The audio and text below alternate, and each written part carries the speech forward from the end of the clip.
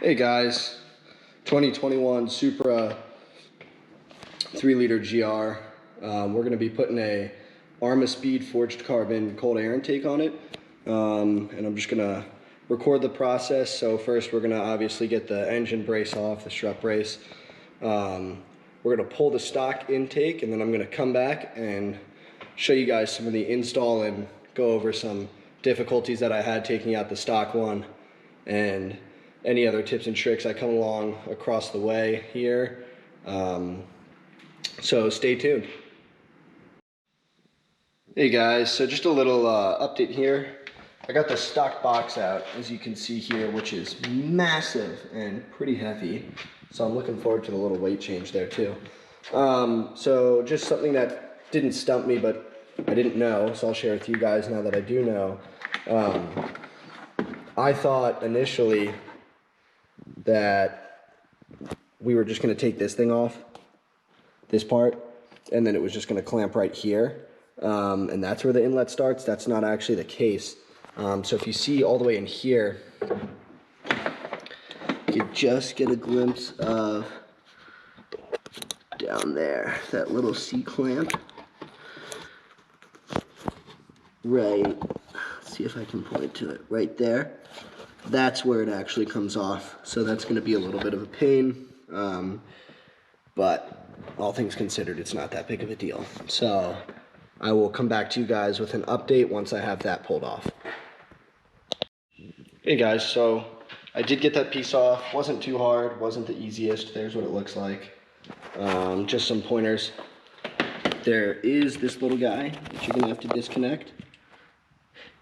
And you're going to want to disconnect this, which is connected to it, just attached, not physically plugged in, but that will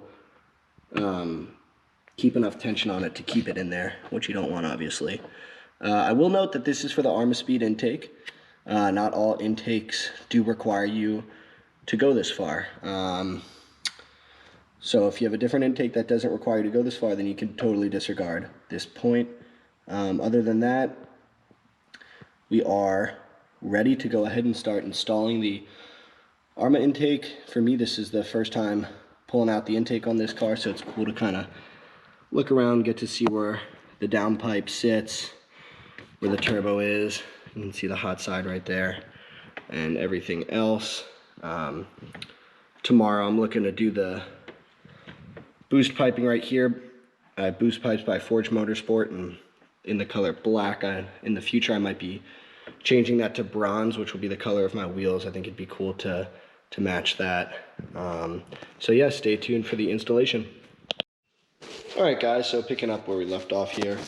So here is the actual intake from Arma Speed. See, it's nice carbon fiber, super light, super sturdy though. So the first thing I did right after is I installed the MAF sensor.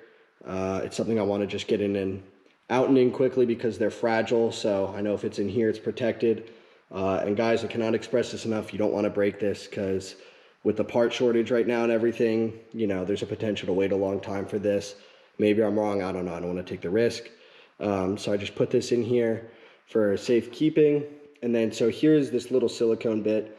I put this on, I'm about to put the ring on both sides here, and then I'm gonna try and pop this on and then clip the other sensor in right here. Should be pretty straightforward, and like always, I will put this in and let you know if I have any troubles and find any tips or tricks I can help you out with.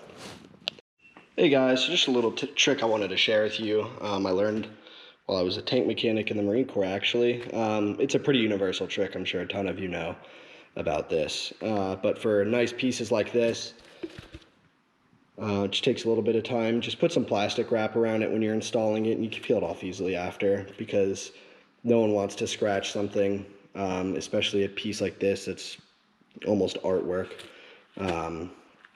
Put it in, then peel it off. Really just gives it a little extra layer of protection. So just wanted to share that with you guys, and I'm going to go ahead and install, but it's going to go in like this.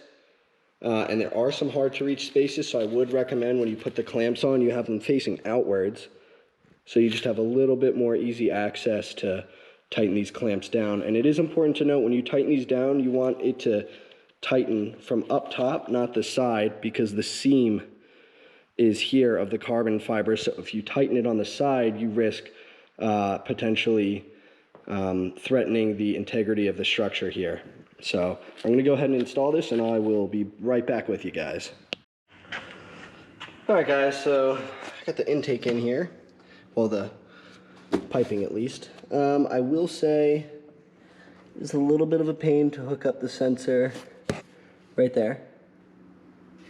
But you know, with just your typical finagling.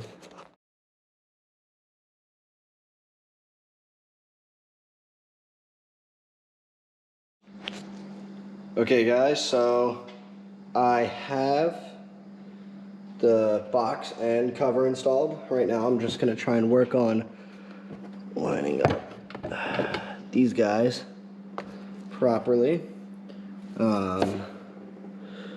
which are nice. They look like they line up all pretty well. So we'll get that started, and then as usual I will come right back to you guys. All right, guys, so she's done. So we got the bar back on, the cover on. Might go back tomorrow and adjust the fitment of this a little bit. Not sure I'm happy with where it's sitting, but it's there and it's not moving. So last thing is we will attach the sensor. It's in there, give everything just a little wiggle, make sure. So to note, the torque spec here is 56 and 28 for those of you that are OCD about your torque specs. So without further ado, I am going to go get my keys and we'll give her a little start up and we can get a little noise test here. Alright, guys, I'm going to set you down right here, right on the intake. We'll get some good revs for you. Yes, the car was warm when I started this, so it is okay to rev. Here we go.